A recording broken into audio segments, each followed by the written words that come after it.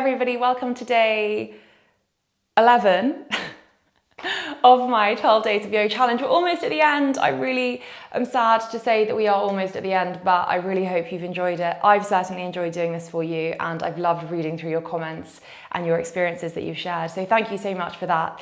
And in day 11 today, we have another philosophy class, and I'm going to be reading from a book called Yoga and Ayurveda, Self-Healing and Realization by David Frawley.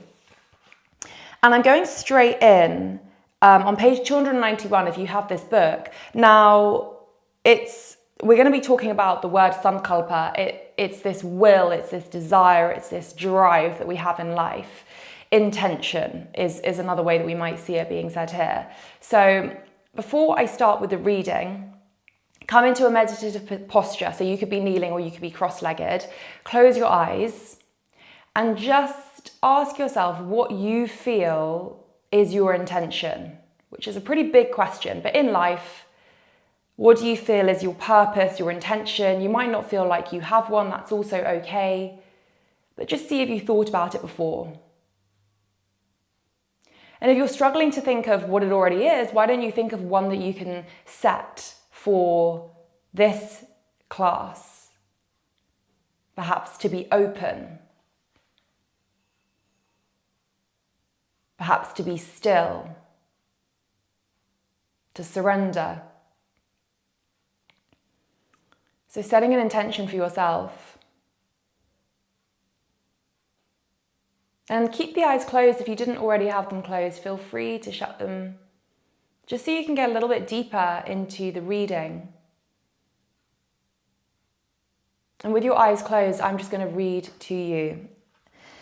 Sankalpa, the power of the will in healing and transformation. Sankalpa means will and motivation. It is the most important activity of the mind on all levels, which is always engaged in the projection of intentions. We are the result of our sankalpas, much like the old proverb, as a man wishes in his heart, so is he. We create ourselves and our karma through our sankalpas or intentions at a heart level.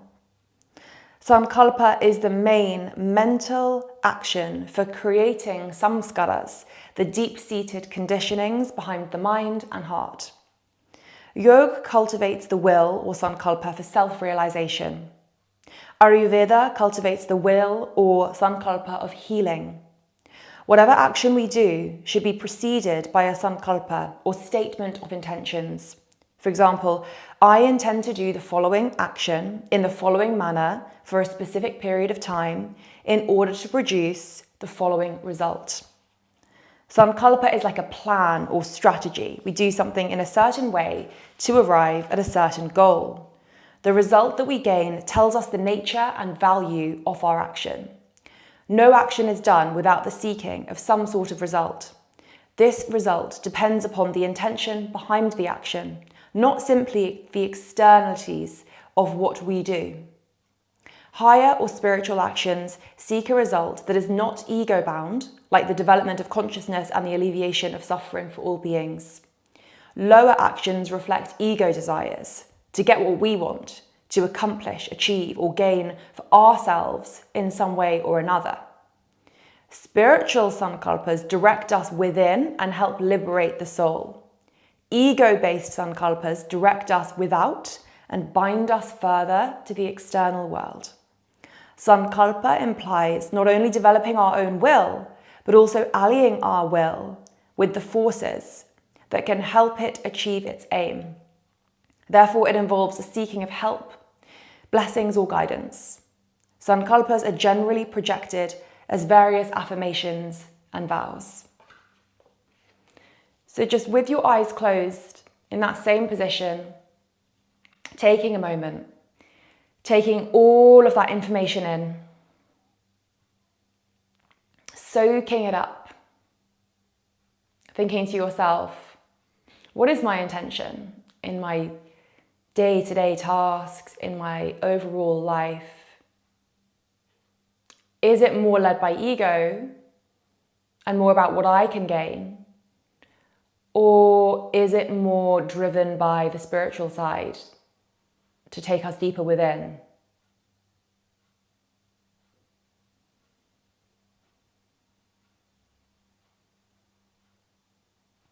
Just being aware.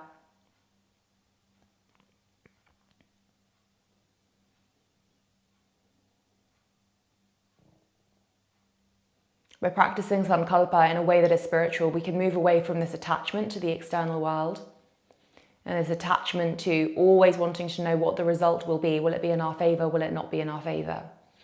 Whereas with the Sankalpa, the spiritual side, yes, there is a result, but the result is to bring us closer to moksha, to liberation, to freedom, as opposed to keep clinging to the external world. And just have a little think about where in your life you would like to apply this philosophical learning. Is there somewhere that instinctually came to the front of your head as, I really want to be able to do this and act this way in my job? I really want to set the intention before I have a difficult conversation with a friend or family member as to the reason, the intention for that conversation. Because the intention really lies behind everything that we do. It's at the heart of all of it. It's how we approach everything. It's how we create our own reality. So as always with my philosophy classes, we take the beautiful information out of the textbooks and we see how we can apply it into our modern everyday lives. Coming back to this video whenever you feel you need a bit of a reminder. And taking your time now to slowly blink your eyes open and welcome yourself back to the room. Thank you so much for joining me for this little philosophy class. I really hope you enjoyed it. We were talking about Sankalpa, intention, will, our purpose, and how we can do it more a spiritual side as opposed to more of an ego-driven side. So definitely take this away as your homework, see what you can really apply this to. And I will see you tomorrow for our final day, day 12 of 12 of our yoga challenge. Last day, I really would love you to join me, and thank you again for, if you're still here, for keeping up with it every single day. It's been great to have you, and I look forward to seeing you in our next class.